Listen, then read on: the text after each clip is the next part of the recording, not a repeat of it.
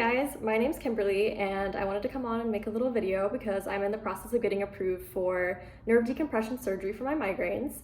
And I've been researching the surgery extensively the past few months, but I haven't really been able to find a lot of videos from real people who've gotten the surgery. The surgeons post a lot of videos of patients and those can be super helpful, but obviously they're only posting the really great success stories. So I wanted to make some videos just documenting the process as it happens to me. I don't know what's gonna happen with the surgery or what the results are gonna be, but I figured I could share it just in case someone else is looking into the surgery and wants a little more information on what it's really like. So I'm planning on making a video about the process of getting approved, what that looked like, as well as documenting as much as I can of the surgery and the recovery as well. So I don't know what those will look like yet, but I first wanted to give a little context on why I'm getting the surgery and just kind of share my migraine story. So I have always had headaches and migraines. I remember as a kid, I would have a lot of headaches, exertion headaches. I had migraines as a kid for sure, but they weren't debilitating until I was 12. And I had intracranial hypertension when I was 12. What that means is you have too much spinal fluid in your brain, and so the headaches that causes are excruciatingly painful. I really don't think that anyone who hasn't had IIH has experienced that level of headache. It's not a migraine, it is so much worse because your head is literally going to pop, and that's what it feels like. So normal cranial pressure is 10 to 20, and I was at a 33 when I was 12. So my first experience with migraines, or what we would call migraines, even though they really weren't, was the worst pain you can imagine. So that set the threshold of what I consider a migraine really, really high. I was bedridden for several months during that process. We finally figured it out, and I was put on Diamox to regulate the pressure, and it worked pretty well. I was able to go back to daily life after, I think, about 6 months. And then my pressure got too low because there was a tear, and I had low pressure headaches, which are even worse than the high pressure because your brain doesn't have any cushion or protection. So again, bedridden with those headaches. But the issues with the spinal fluid kind of figured themselves out a little bit. By the time I was probably 14, I wasn't having high or low pressure headaches anymore, but I was still having headaches and migraines. There was just no cause for them that could be determined at that point. So ever since I was 14, I have had a kind of constant headache pattern of 2 to 3 migraines a week and a daily headache of at least a 6 out of 10 on the other days. I have not had a day where I'm not in at least 6 out of 10 headache pain since I was 11. Like, I really don't know what it's like to not have a debilitating headache.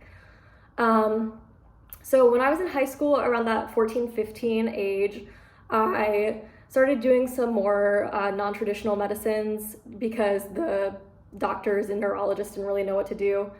So at that point, I got diagnosed with Lyme disease, so I was on antibiotics for a long time. I did, acupuncture, chiropractor, a lot of herbs and supplements and things like that.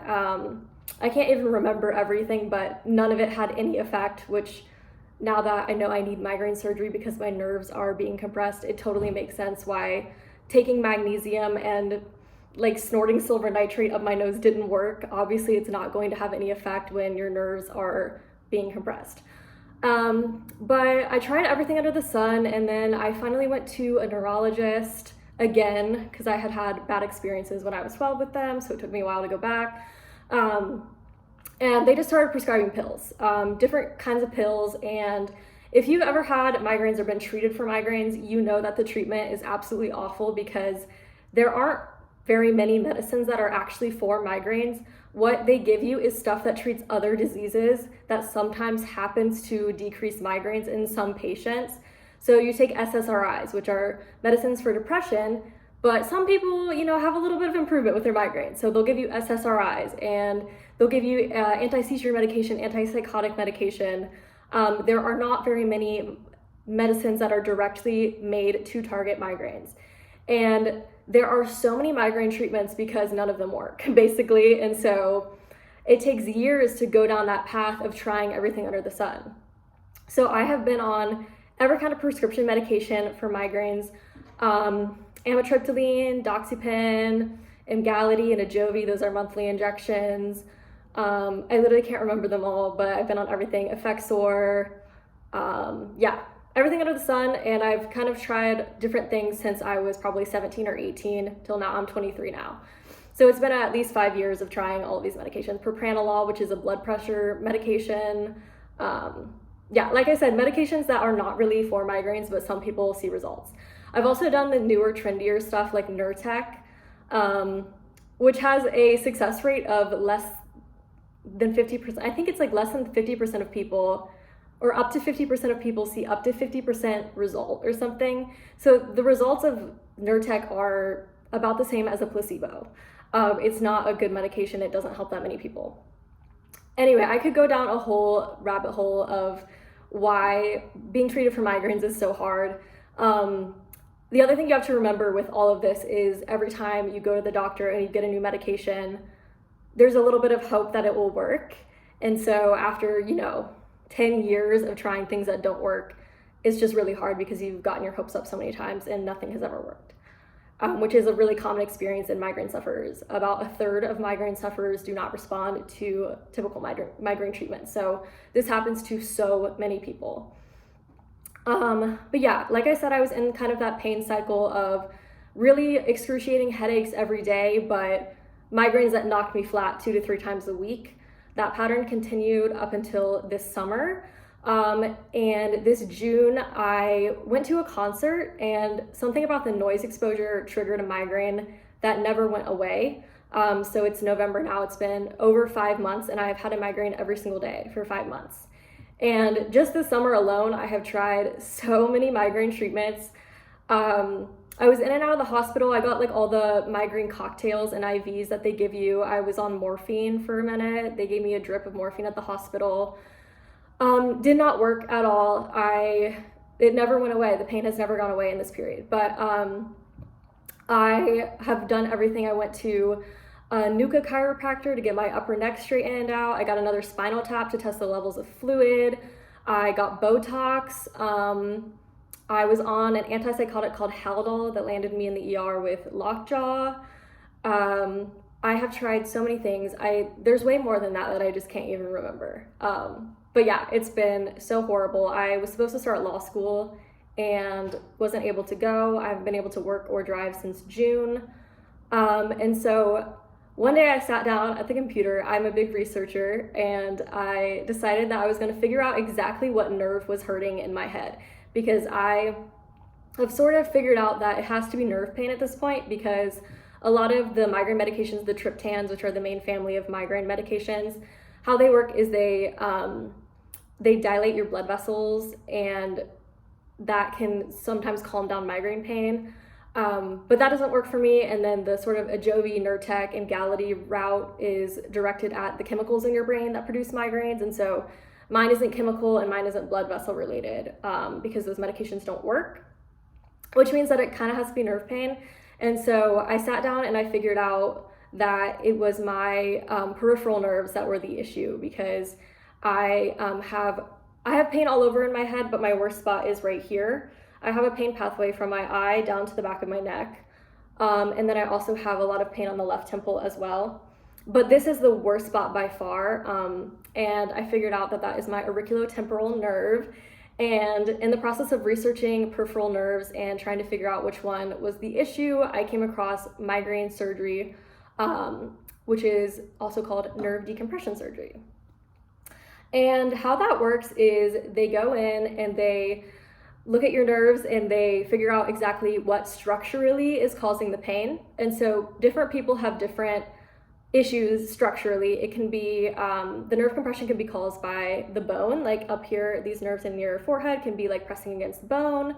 Blood vessels can be an issue, fascia, muscles.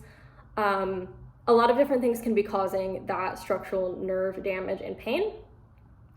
But in the process of getting approved for migraine surgery, my surgeon thinks that I have blood vessels that are wrapped around the nerves in my temples, because my temples in that big pain area always throb and pulsate. which means there's some sort of blood vessel interaction going on there. So I won't know exactly what is structurally wrong until I get the surgery. They don't really know until they cut your head open. But it is really reassuring to know that it is a structural issue, because I have always thought with my levels of pain, it has to be something structurally. It's not my diet, right? Like, I've gone on all the crazy migraine diets. It's not diet, and it's not anything simple like, you don't have enough B vitamins in your body or something like that. It is not that simple for me. It has to be structural. And no neurologist has ever bothered to find that out or even ask, like, where does it hurt? They just give you medicine. And so finding a migraine surgeon and going to those appointments has been really great, because he is just so on board with the idea that there is structural damage, and no other doctor has ever come from that place before. So I will make a whole other video on what that process of getting approved has looked like. It's been a couple months process. It's required 5 or 6 doctor's visits. It's super thorough, which is great. Obviously, you want your surgeon to know what they're doing and to be thorough before they cut your head open. But I'll just give like a tiny little summary of surgery and what that looks like.